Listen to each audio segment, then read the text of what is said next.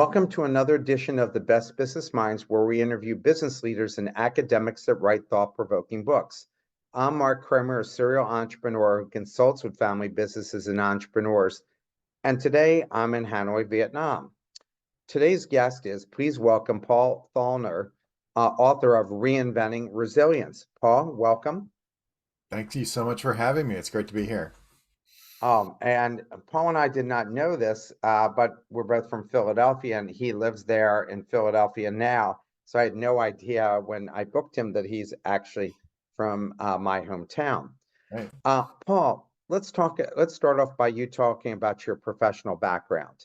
Absolutely. I'd be delighted to. And even though I'm mourning Mr. Kelsey's departure from the Eagles, I can pull myself together for this conversation.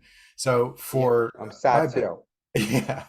So my background is I guess you could summarize my career as having solved people problems in organizations, right? So that's been the kind of the domain of my professional experience. I'm currently CEO of High Peaks Group, which is a talent optimization company. And prior to that, I was a principal consultant at Daggerwing Group and a partner at Great Place to Work, which is the organization most people know as the company that creates the Fortune magazine 100 Best Places to Work list. And earlier in my career, I worked on public policy. I was a teacher, an English teacher in Slovakia during its first year following its peaceful separation from Czechia, and so many other, fun professional experiences that we could dive into. But that, in a nutshell, it's solving people problems for organizations. So, why did you write this book? So, Reinventing Resilience is a project that started when I saw the statistic from Jeffrey Pfeffer's book, Dying for a Paycheck, where he said that the workplace is the fifth leading cause of death in the United States. Since then, I started digging into that. The World Health Organization has declared workplace stress a global health epidemic. And the economic impact of workplace stress is astronomical. It's in the tens of billions of dollars a year. And stress really comes from the way we've chosen to set up our organizations. It's a structural problem. But over and over again, business either ignores it or tries to fix the people and not the underlying systemic causes of workplace stress. So my book, Reinventing Resilience, seeks to raise awareness and offer a path forward. And what's your definition of resilience? Yeah, it's interesting. In writing the book, I discovered a number of really interesting takes on resilience, and none of them really satisfied me. So I had to come up with my own definition.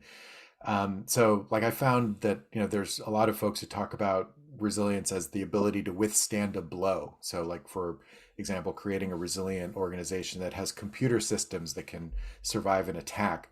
Another was about long-term sustainability or environmental viability, like creating solar or wind-powered infrastructure instead of using finite fossil fuels. A lot other people talk about grit and determination, like sports figures, team performance and things like that. But the most common definition, of course, is getting up after being knocked down. And even that really implies that you have to be knocked down first in order to be resilient. So I was looking for a new definition that would apply to organizations. And through a lot of research and help from some really smart people, I concluded that resilience wasn't really about going through something, it was about growing through something. So my definition of resilience is the courage and confidence to grow through challenges. I think that's actually an excellent definition for resilience, because anybody who's an entrepreneur knows that's exactly what we go through. Your model for resilience has 5 parts. Can you please talk about them? Yeah, sure. If it's okay, I'm going to share my screen so we Yeah, can look at it together. sounds Uh, good. okay, so here it is. So first of all, my model applies to individuals as well as organizations. It scales, and it's really designed as a framework for building resilience.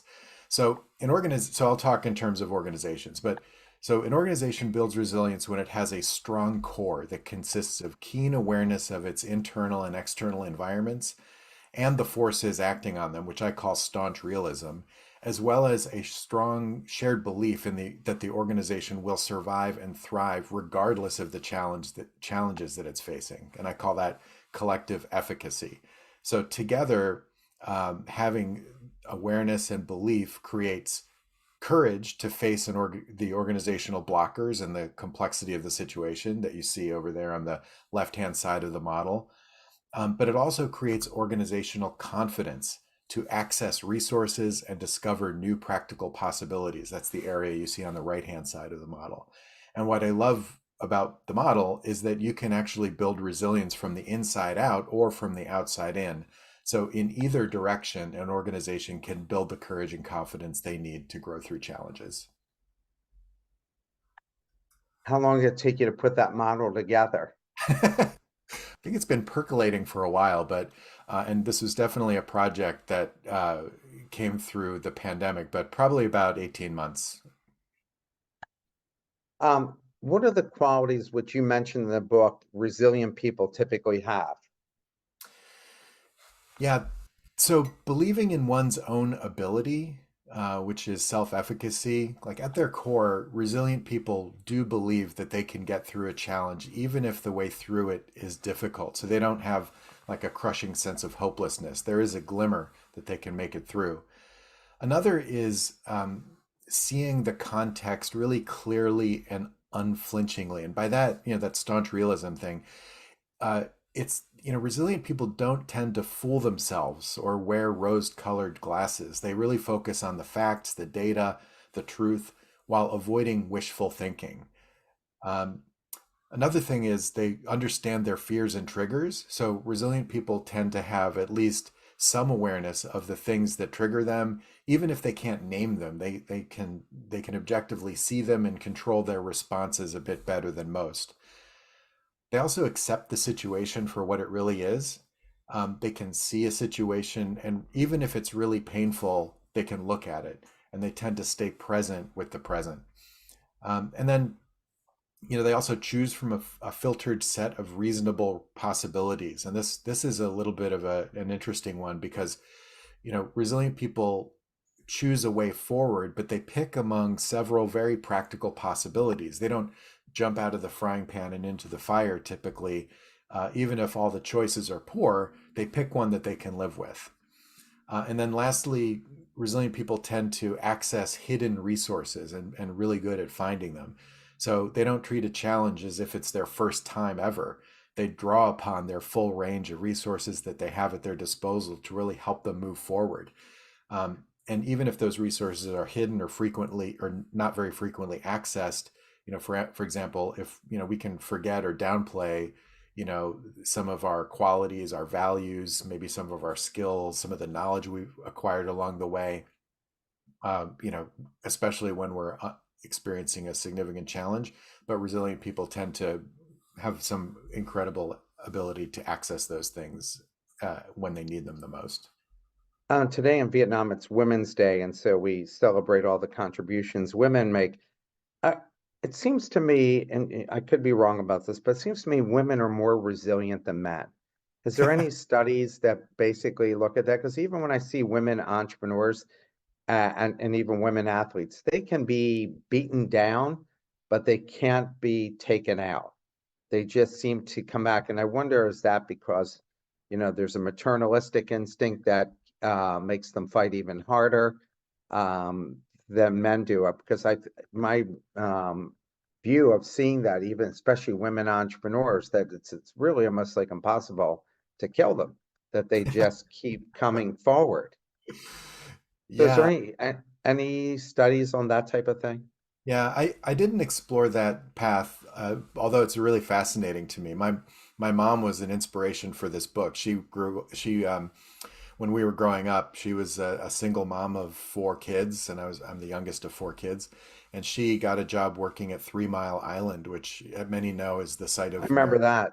yeah, worst nuclear disaster. And she worked on a team of all men, and it was a really difficult, challenging, some might argue toxic, I would argue toxic workplace. And she would come home really defeated and deflated a lot, and would be tired, sad, upset, and that would ripple through our family a lot. And but she worked there 13 years and did it because she knew that she could provide for us in that way. And whether that's, stubbornness or resilience or perseverance or grit or all of those things together, I don't know. And I don't know whether, she's, as a woman, is more resilient than anyone else, but I certainly do appreciate and respect that a lot. And there are a lot of really great examples of women leaders who demonstrate resilience every day. Women in Vietnam are totally equal to men. There's no glass ceiling. There's tons and tons of women CEOs running all sizes of companies. One of the ladies I work with, both her mom and dad were majors in special forces, and she says, Guess which one is the true badass?" Uh, and so you see that kind of, yeah, equanimity here. I'm wondering, are cultures in various parts of the world more resilient than others? Yeah, I think that, any culture can make a claim, right, that they're resilient. Every culture has its stories of growing through challenges, and I think embedded in that question is really this idea of the inherent fragility or strength that determines resilience. And I don't necessarily see it that way. I kind of think that, everything has a life cycle, and regardless of resilience, everything that has a life cycle has an end of life cycle. So in the book, I talk about Pando, which is the largest and oldest living organism on Earth. And it's this sprawling stand of quaking aspen trees, 106 acres actually. And these trees grow in what are called clonal colonies, which means they not only share a root network, but they share the same DNA, which means every tree is, that's connected to this root network is essentially part of the same organism. And it's been around for 14,000 years. So it's seen a lot and survived a lot more threats than any other living thing. So I hope our human culture continues to evolve in a way that enables it to thrive for a long time, the same way Pando has for all these years. Um, in America, my generation, I'm 63. God, I hate to even mention that number, 63. Used to give every child a trophy for participation so they wouldn't have bad self-image. Is it wrong not to let children fail and not dust themselves off to learn how to handle failure and become resilient? Yeah, I have a son, and when he was really, really little, we met a lot of parents in play groups, the playground, daycare, etc. And we learned pretty quickly that, like us, parents were kind of winging it and doing the best they can. So I think, rather than trying to say, instead of um, going that direction, I'm maybe thinking like in regardless of the value system a parent had, I think kids found a way to fail, rebound, and learn and grow. I think, regardless of the surrounding, societal norms around them, I think every kid does have those opportunities to fail and learn and grow. And I think, as we all know, that process finds us in life, no matter how hard we try to avoid it. So sooner or later, kids are going to, or people are going to learn those lessons. Yeah, I remember I didn't pick my daughter for the All-Star team. And she said, Dad, you're the only parent and didn't pick your kid from the All-Star team. And I said, were you better than the three kids that I did pick? Well, no. Well, I said, now you know. And she said it actually helped her through life, knowing that things weren't just going to be handed to you. Absolutely. Absolutely. In the beginning of the book, you went through a very scary moment hiking the Grand Canyon. Can you talk about that and what you learned from it? Yeah, having flashbacks. Sure, it was 2017, and my brother-in-law had just died in a paragliding accident, so I was still coping with this loss. And I went to the Grand Canyon on a 7-day leadership experience where we hiked and camped below the rim. And the canyon, as anyone knows who's been there, is vast. And the environment there is absolutely unforgiving. Uh, so on the third or fourth day, our hike took us to a stretch where we walked right on the edge of a chasm, and there was no way around it, right? So to the left was this 600-foot drop, and to the right was the steep canyon wall, like literally rubbing against my shoulder. So with just a 1 foot path to get through, it was really just terrifying. So the combination of grief and fear kicked in, and I just froze. I just literally could not move. Um, the good news is the guide who we were with saw me and came over to help. He very calmly said to me, "Look, this is not a problem. This happens a lot at this part of the trail. Everyone gets through it just fine, and you will too, and I'll help you." And it just really put things in perspective. It really did kind of begin the process of helping me get over my hijacked brain. So I eventually found the courage to start shuffling forward. And with each little step, I gained a little more confidence. And soon I was able to get through it. It was like several hundred yards of this. It was not a small little piece of trail. So, but what was remarkable was the change inside me that resulted. Like I felt like a completely different person afterwards, and I felt better prepared both mentally and physically for the rest of the trip. So, and it did shape how I think about resilience. It was, way more than just getting through it. It was about the growth that I experienced. Um, what is misunderstood about developing skill to be resilient? Yeah, I think most of us believe that resilience itself is a skill, but I think it's more accurate to say that it's a quality that comes from the mastery of a number of skills. So, for instance, self-awareness helps you understand your emotional response to stress and what tends to trigger a response. So, knowing that in advance can really help you see it coming when it's coming. Another is building self-discipline around objectively evaluating a situation. That helps you kind of create, boundaries within which to see realistic solutions. So I think there's a number of different ways people tend to think about resilience versus how it actually plays out in reality. Why did you write that resilient people have the courage to recognize when they feel triggered or to face their triggered self? And you started to talk about that in the beginning. Yeah, I did.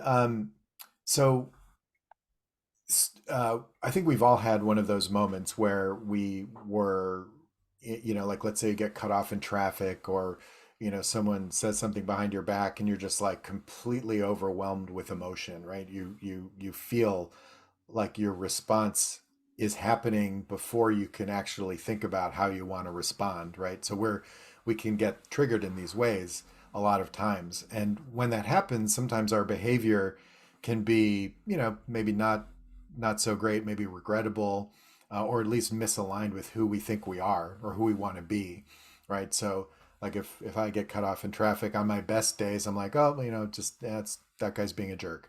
On my worst days, I'm like letting off a string of, profanity, and like feeling the need to like beep at the person or tailgate or something worse, right? So that's a triggered response. So it's just out of sync with how I want to be as a person and out of sync with the way others expect us to be, right? So facing those moments when we aren't ourselves or we're not at our best really does take courage. So like for us to admit that, for us to look at that and kind of evaluate it, understand it, and try to do it differently next time, it requires a little bit of reflection and sort of honesty with ourselves, and that requires some courage. So resilient people have developed strategies and approaches to acknowledge their triggers and to respond well to them. I mean, there's lots of work that, those who study emotional intelligence, there's tons and tons of reflective exercises where people can do work to get a little bit closer to understanding when those moments happen. And I think doing that work is really important. You talked about this early, and we see this all the time, right? Companies are getting beat up. There's been a bit down in the market in terms of the economy, especially here in Vietnam. We see this, and we've seen with companies like Twitter, X, who have let go of 80% of the workforce. What are the keys to building workplace resilience? Yeah. Um, There are a number of them, and I think, there are a lot of things that are focused on the leadership and systems and practices and the underlying structures of the organization. But at the core, there are three that I would like to talk a little bit about. So one is beginning to even acknowledge and address that the systems and the practices and policies are actually the cause, and they act as organizational headwinds, right? So building resilience means recognizing that, hey, our, let's say our performance management system is a performative act that essentially punishes people, right? So if you acknowledge that, you're taking a look at some of the systems that causes people to be extremely maybe stressed out, less productive, less engaged, more willing to look elsewhere for work, etc. Right? So acknowledging that that it's our practices, it's our systems, and some of these other things internally that can act as headwinds is one of the keys. The second is taking a strengths-based approach. Now, I think taking a step back and recognizing that your organization did not get to where it is by accident is healthy, right? So there's some inherent resilience already in place, right? So and becoming resilient is about strengthening what's already there. So we don't, you don't start with the premise that we are not resilient and we have to become resilient. It's a matter of understanding that you already have been, and it's about strengthening it. And then the last key, I think, is thinking bigger, right? So building workplace resilience is about a lot more than simply filling it with resilient people, right? That just doesn't work. So, we're under this false belief that if we just make every individual resilient, the organization will then become resilient by association or by default. And that just doesn't work that way. So people have to work together towards a common purpose in a system that treats them like humans. I think when that happens, it's all upside for the organization. Um, what is, as you mentioned, deficit-based resilience? Yeah. Okay. So that's all about thinking that resilience is just about closing the gap that arises between the time you got knocked down and the time you get back up. Right. And the problem with that thinking is that if you're always thinking about getting back to the point where you got knocked down, you're not thinking about moving forward past that point, right? You're not thinking about growth. So your mind stays in this place, this deficit orientation, focused on this kind of negative space, like the deficit of where you were before to where you are now, which is backwards. So, the progress is really just to get back to zero. And I think that in and of itself is just a deficit model or a deficit mindset that leaves a lot on the table for people. And so I think there is the other side of resilience, which is growth, growing through a challenge as opposed to going through a challenge. But that's a kind of a mindset thing, right? About how you look at it. I think so. Yeah, for sure. And that's what I've discovered along the way with resilience is that we talk about half of it. We're only talking about sort of that knockdown part. Well, we don't talk about the what happens after you dust yourself off and take a look at where do we go from here, right? No, we don't. We just don't talk about it that often in the context of resilience. So I think we have to have a more complete view of what resilience is, and that's why when I started thinking about that, that's when I started realizing that resilience scales from the individual up to the organizational level. I'm amazed, especially people who overcome um, where they've taken a physical beating in some sport and they managed to come back. And Holly Holm was a MMA fighter and was a world champion boxer. Um, got the crap kicked out of her by a fighter in France and knocked out in 8 rounds. But I mean, really got pummeled. But 6 months later, she came back and beat that same one. What kind of mental toughness do you need, especially physically, when somebody physically beats you into the ground? Most people would be broken by that. And I wonder what kind of resilience training or how did she manage to be able to overcome something. I never saw anything like it. Yeah. Well, um, it's dramatic to see someone's face beat up like that and then them talking about it as if that's their job. And I think that's what we see. But I think thinking about this person as like, well, this is her work. This her workplace is the ring, or that, and that's just what they do, what this person does. So of course that's part of what happens when you engage in this occupation. So it's not so much about taking a beating as it is about what did I learn from that experience and how am I going to not let it happen again. So I think that's the part that we always forget about when we talk about resilience. It's very it we focus on the very spectacular fails or falls or bloody faces and things like that, but the real learning happens after, as a result of processing what happened, understanding where things could have been differently, understanding that I'm a good fighter, I can do this, I've done it before, that was an anomaly, I'm going to go back and do it again and not make the same mistakes. And do you think somebody like her went through a psychologist that worked with her on developing these kind of skill set? I don't know. I mean, I think sports psychology is pretty fascinating. Um, and I think there's a lot of applicability to sports psychology to the business world because, my understanding of sports psychology is it's about getting out of your own way and just releasing yourself from kind of thoughts that could prevent you from performing at a high level. And I collectively, when organizations are able to do that, which is kind of a lot of what I talk about in my model, is really just sort of staunch realism, right? The awareness of the situation and understanding it for what it truly is. I think that's when you can find a lot of organizations becoming really resilient. So yeah, I mean, I would hope they did. I mean, I would think a lot of the best athletes do that, so they can get out of their own way. And I think Yeah, organizations they can say it's influence that. 80% mental, and I think that's for everything in life is 80% mental. Yeah. How does the reinvent resilience model work? Yeah, I'm a literature major at heart, and I love metaphors, and I kind of think in metaphors.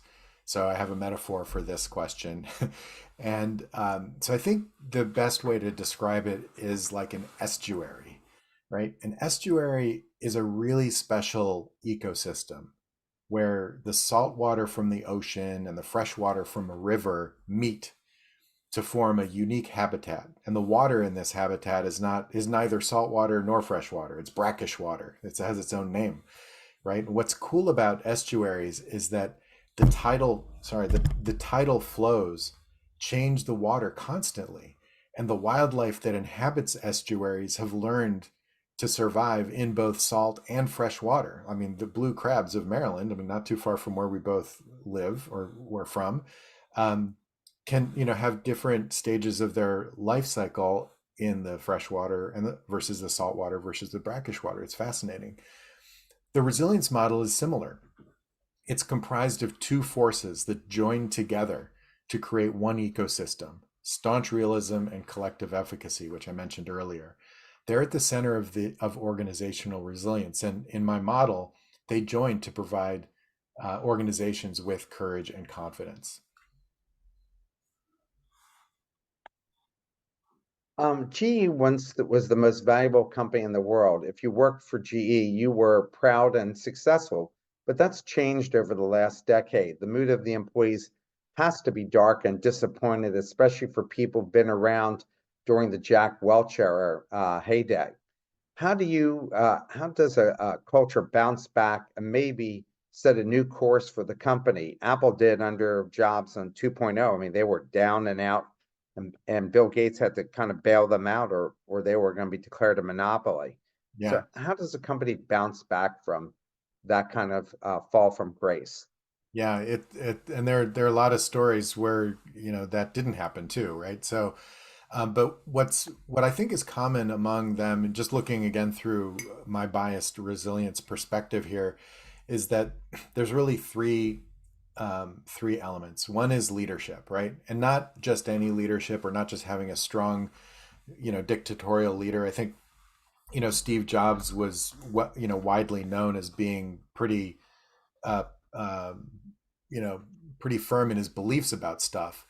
But what he was also, I think, more importantly, was he was honest, right? He told the truth. He was pretty vulnerable in that regard. We're saying like exactly what was going on with the organization, exactly where things weren't going well, exactly where things were going well, and I think just the ability to sort of lay it out there for people and have them understand the situation really well and make decisions that affect them at their desks was one of the keys to turning that organization around.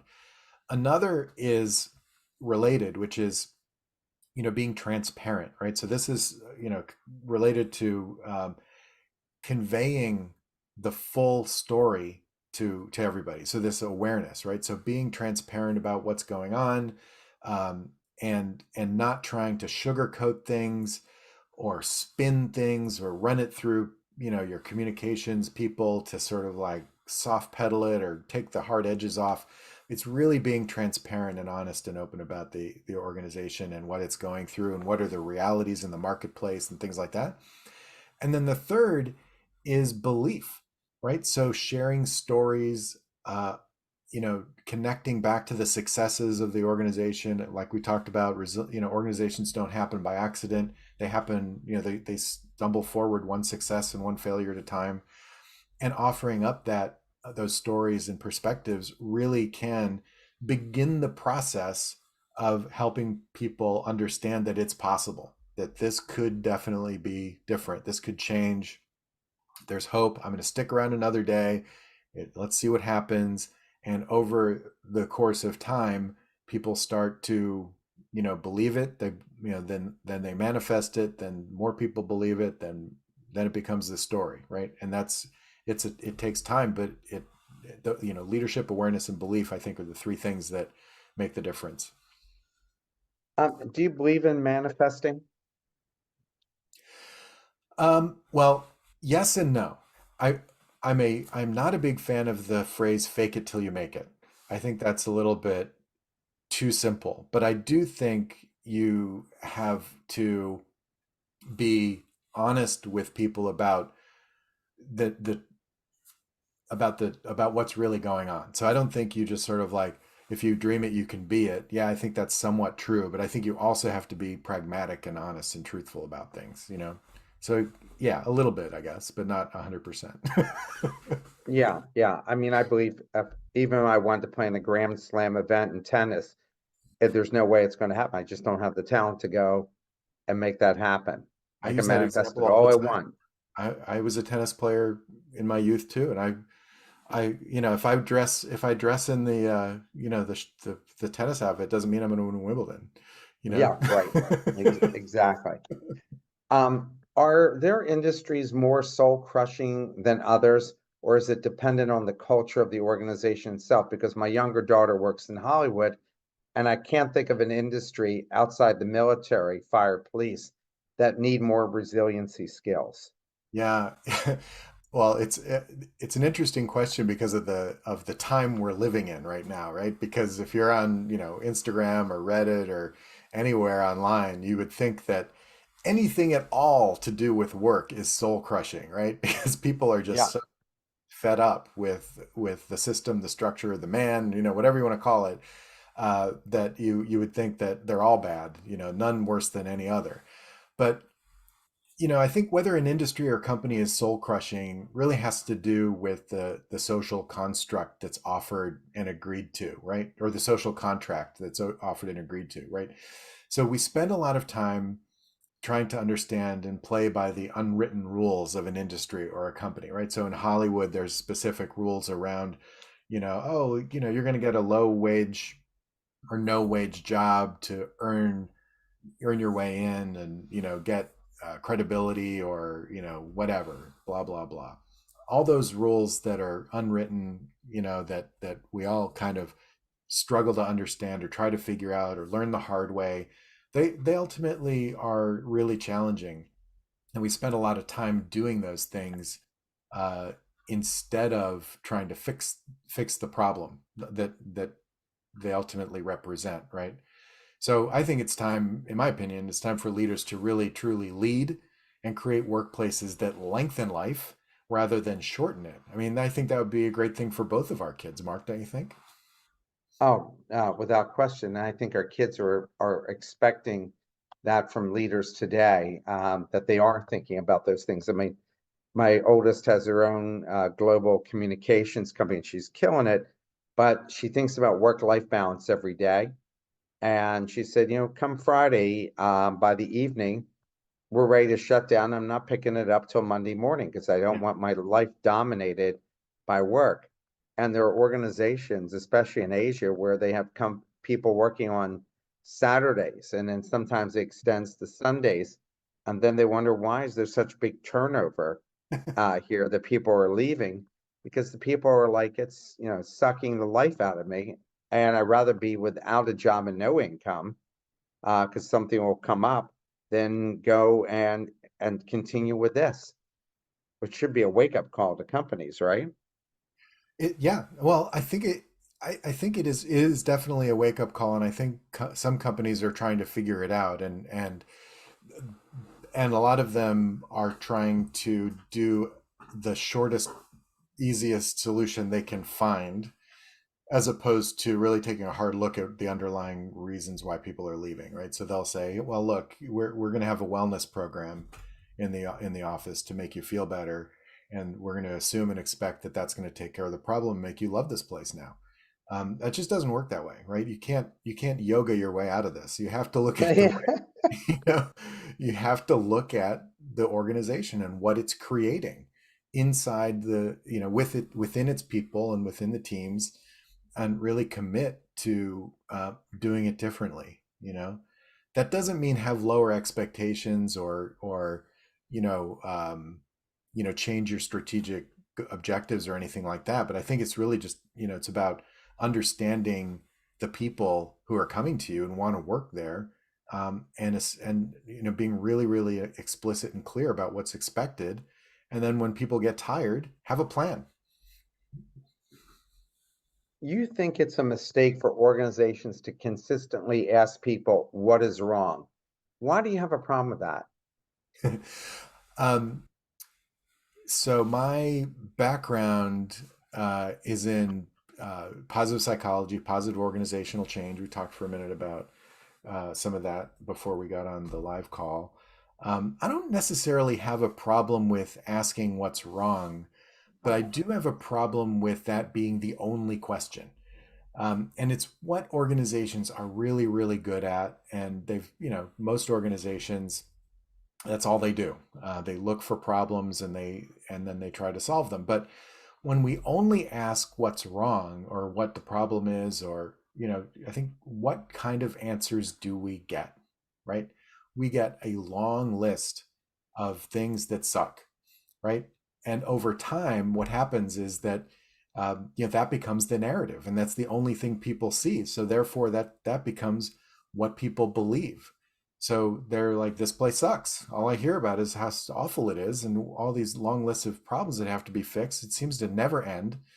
Um, it can never fully be fixed because there's always something to fix, and there's always people asking for more things to fix. It's just like, what is wrong? What's wrong with us? Like, why can't we get this right? So we pay the price for that, in the form of higher stress from all the pressure to fix everything all the time. And I think, you know, what would it's and again, I don't think we have to stop asking what's wrong, but I think we have to also ask what's right. What's working, what's going well, where are we awesome, when have we actually been at our best, what can we learn from the things that we did extraordinarily well and that we achieved at. So I think it just provides a balance, and it really does contribute to the staunch realism that I talked about in my model. um, and I don't think we can become resilient if we fundamentally believe that an organization is beyond repair. And if we only ask what's wrong, that's kind of what we're saying. This is a question from the audience. Can HR department measure the quality of resilience prior to hiring middle and upper management in dynamic industries? If possible, is it reliable? If a score is low, can the firm teach it, teach resilience? I'm assuming that question is related to measuring the resilience of individuals before Yeah, they're hired. Is that right? yes. Um, I don't know of explicit resilience assessments that measure resilience the way I define it. Um, but I think there are some indicators that you can look for, and the ones that come to mind are, emotional intelligence competencies, right? I think those are some of the closest that I would say you could get away with measuring during an interview process.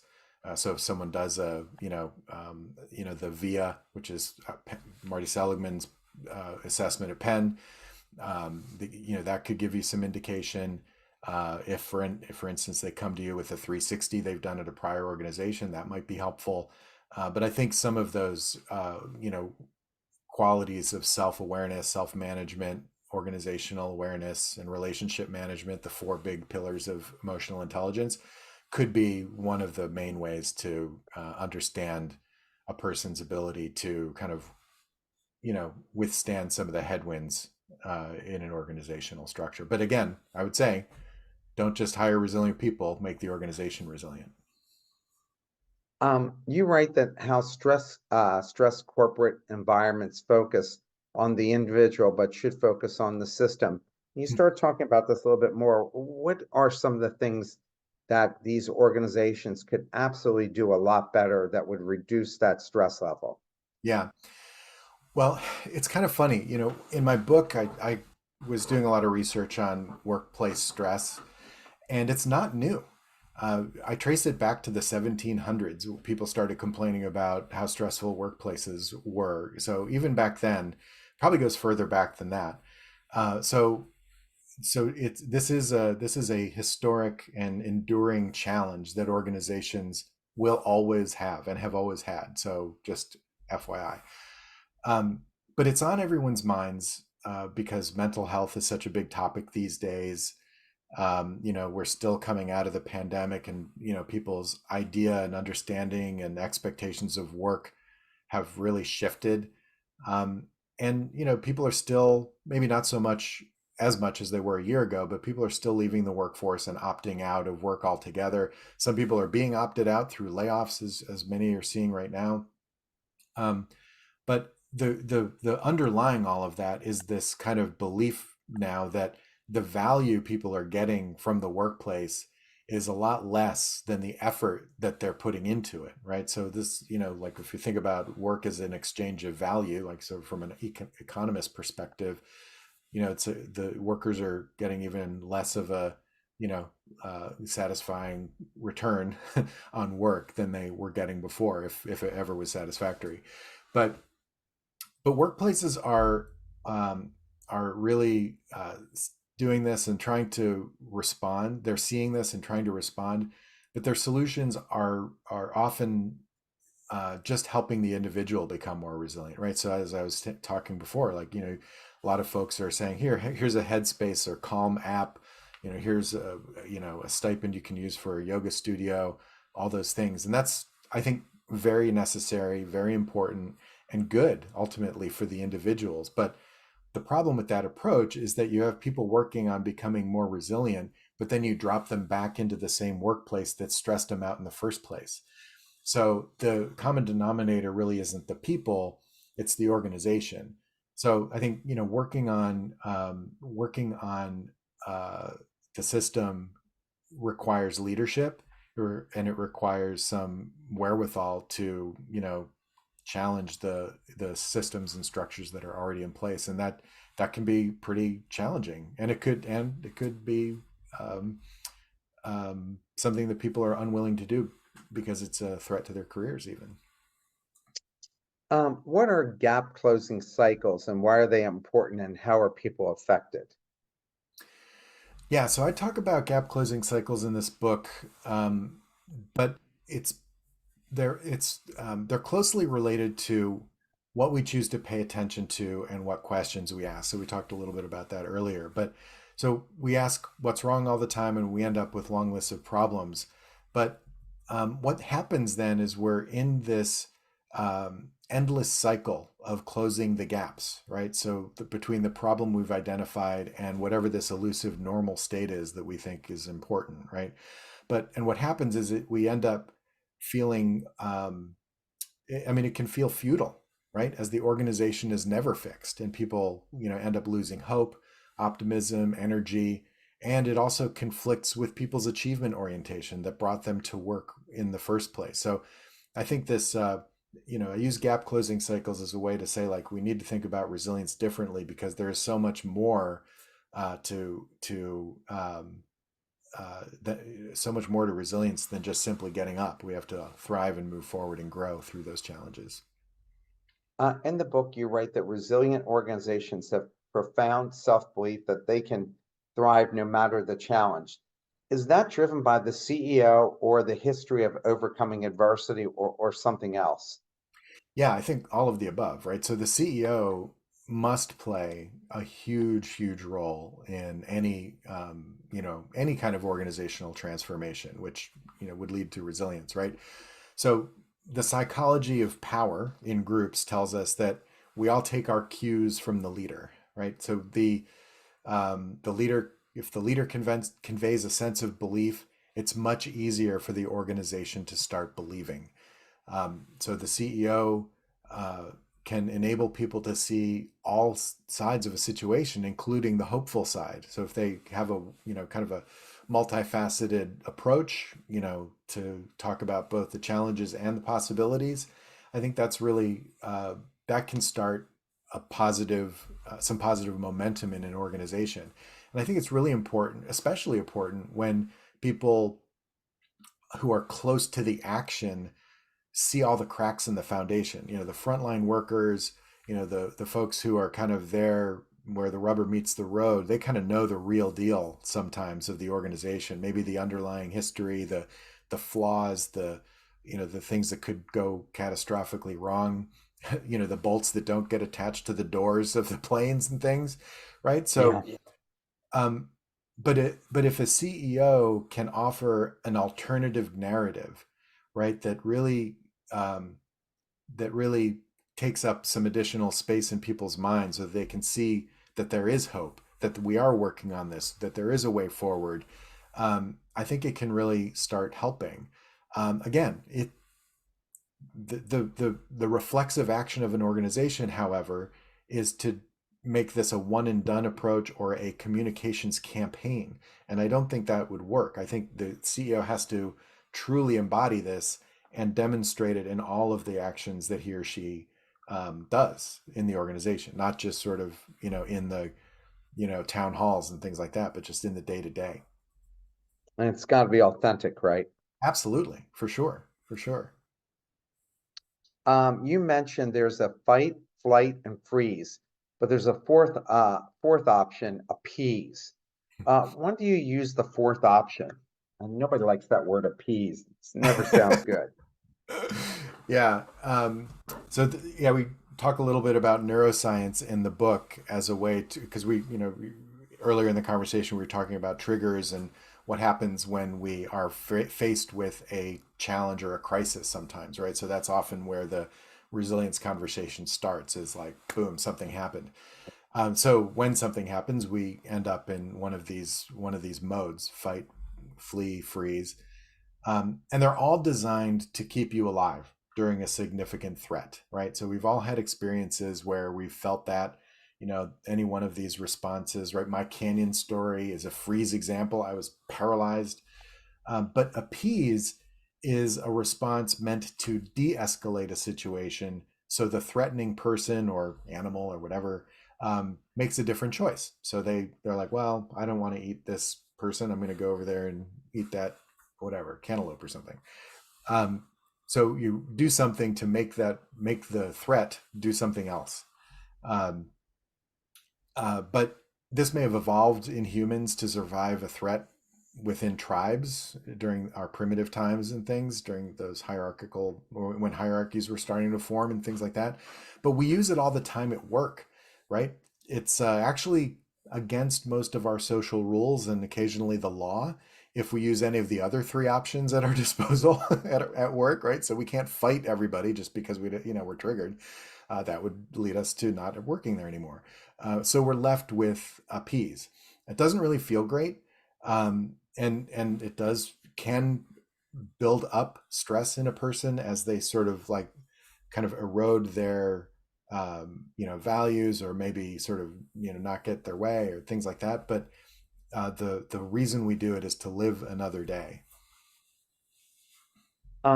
People, as you write, always pair resiliency with negative experiences, but resiliency can have positive possibilities.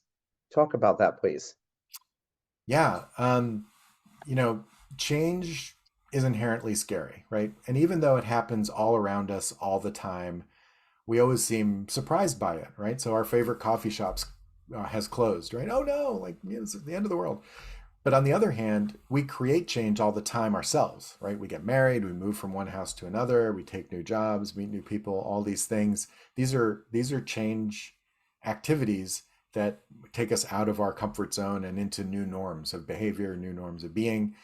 Um, so when we talk about resilience, we also think about it in terms of these big, surprising, negative changes that come out of the blue, right? So like stock market crash, housing crisis, all of these things. Like, where did that come from? Oh my gosh, this is terrible. But the reality is, we have a little bit more control than we may think, especially over our own organizations. So I like to think of change as walking from one valley to another, right? So while valleys may seem like low points, they're full of life. They're full of water and warmth and all kinds of. I like the phrase, "There's bliss in the abyss." So if Uh-huh. we so if we change our relationship with change, change becomes a lot less scary and much more manageable. If you embrace it. Kodak, as you mentioned, is a great example of a powerful brand disemboweling itself over poor strategic decisions because of their greed. The film base was crazy lucrative, compared something that could hold thousands of pictures and even higher quality. What can we learn from Kodak's failure? Kodak, really interesting. The irony of a camera and film company failing to have vision is just fascinating to me. But notwithstanding, there's you know I think we can learn a lot from Kodak. So to keep going with that valley and peak metaphor I was alluding to a little bit earlier, Kodak was really in a valley, right? They were enjoying the valley they were in. It was comfortable. They had the solitude. They were picking wildflowers. They were just loving it in that valley. And that valley was film, right? They were good in that. They knew it back and forward. They were comfortable navigating. They didn't, see any reason to venture outside of that valley. They didn't go over the mountains, stand on top of a hill and look over into the next valley, which would have been digital photography, right? Until someone else was already over there and populating it, right? So I think the lesson here is that they failed the staunch realism test, right? They didn't take time to gain an accurate picture of the reality of the situation around them. Instead, they chose to believe in their old, narrow version of reality, and it cost them, right? So they had the thing they succeeded at was they had a lot of belief and confidence in the reality they were looking at, but unfortunately, it cost them, right? So they were not able to become or kind of uh, respond quickly enough because they were so committed to the reality that they were in. Yeah, I think they were fooling themselves. That I think that they thought, look at these fat margin business. We can cross over anytime. We're Kodak. And they found out, yeah, you just can't cross over anytime you want to. If you're a strong performer and a straight shooter, like the lady Melissa in your book, you wrote about and people in large organizations often find these kinds of people as threats. How can organizations safeguard itself from losing this type of high performer? Yeah. I still talk to Melissa, by the way. She's great. Uh, I think when organizations think of and treat people as people, they have a much higher chance of keeping folks like Melissa, right? So the story of Melissa was that she was seen as a threat and given, weak assignments or kind of set up to fail, all this other stuff. But ultimately, Melissa's boss herself was threatened by her boss. And that person was threatened by the business owner, who was threatened by the investors, right? So it was all a cascade of threats that kind of led to this experience that Melissa was having in the workplace. I'm all for accountability, but somewhere along that chain, people were projecting their own fear and their own weakness onto the people below them instead of supporting them to perform at a high level. And I think it's actually pretty ironic. So I think that's what organizations can do, is to really, and the individuals who have leadership responsibility in those organizations can really make the distinction between what's my stuff that I need to work on, what's my fear, my hangups, my triggers, my kind of insecurities, my self-limiting beliefs, my imposter syndrome, versus what am I putting on other people. And I think if you can do that, you're going to be in great shape as an organization, or as a functional area within an organization. I think that really does make a big difference. To when you get that out of the way, a leader will look at Melissa differently and say, how can I support you? I'm not threatened by you. I want you to succeed. And because when you succeed, we all succeed. It's just a different conversation. You write that outputs of collective efficacy and staunch realism are courage and confidence. What if people are so beaten down? How do you help them get their courage and confidence back? Yeah, well, don't do it alone. That would not be the way to do it. So I think that it has to be a sustained effort by the organization to change for the better, right? So we all know that organizations really do need to tap into everyone in the organization. There's great research by a guy named David Cooper-Ryder at Case Western Reserve University, who talks about engaging the whole system in change. And when you do that, you tap into the collective energy of the organization and really mobilize it to move in a specific direction. And that can be very, very powerful when you do that, as opposed to doing it person by person, retail by retail, one-on-one by one-on-one, or performance evaluation after performance evaluation. That could take forever. But if you can galvanize everybody together, tap into the collective momentum or collective energy of the organization to create momentum, I think you can really kickstart some courage and confidence in an organization. However, the devil is in the follow through, right? So making sure that leaders are committed over the long term to really listen to their people, consistently apply the learning that their people are telling them, and really make this a priority over a long period of time. That's how you build trust in an organization, and have organizations get their courage and confidence back. Here's my last question for you. Are there exercises you recommend making people more resilient? Yes, I love this one. Here's one that everybody can do. And this can be you as an individual or with your team. So I recommend getting a big piece of paper and doing a timeline of your life. And that could be your life or the organization's life. Draw a line across the piece of paper, and on the left-hand side is the beginning, and on the right-hand side of that line is today. And then go through an exercise where everything above the line, you write down all of the major milestones in your life or the company's history that were positive, fateful, energizing, good. Those moments where you or your company were at their absolute best, really thriving and firing on all cylinders, and fill that up with all of those. You can do it with post-it notes. It'd be amazing. And then below the line, write down all those major negative milestones, moments that caused you to really reevaluate the tragedies, the sadness, the missed opportunities, the setbacks, or the f-ups, or whatever it is you want to include in those below the line moments. And then take a step back and look at it all. So now look at yourself. You're here, right? You're a fully functioning adult person who's been through all of that stuff, right? And you're here, you're standing there, right? Capable. Ask yourself, what patterns are emerging from that timeline that show that you already have the courage and confidence to grow through challenges. And I think you'll find a really interesting conversation there. Paul, thanks so much. It was a very quick hour. Thoroughly enjoyed the book. And I Thank think, you. especially today with the high stress level people are under, we greatly appreciate you taking the time and talk about your book. And glad you wrote this book and hope that you will see other books that you're going to write. Thank you so much. And here's what it looks like for anyone looking for it online. It's like a gorgeous green and blue cover. Thanks for having me, Mark. I really appreciate it. My pleasure, and especially from Philadelphia. Cheers. Everyone, have a wonderful weekend, and we'll look forward to seeing you next Friday.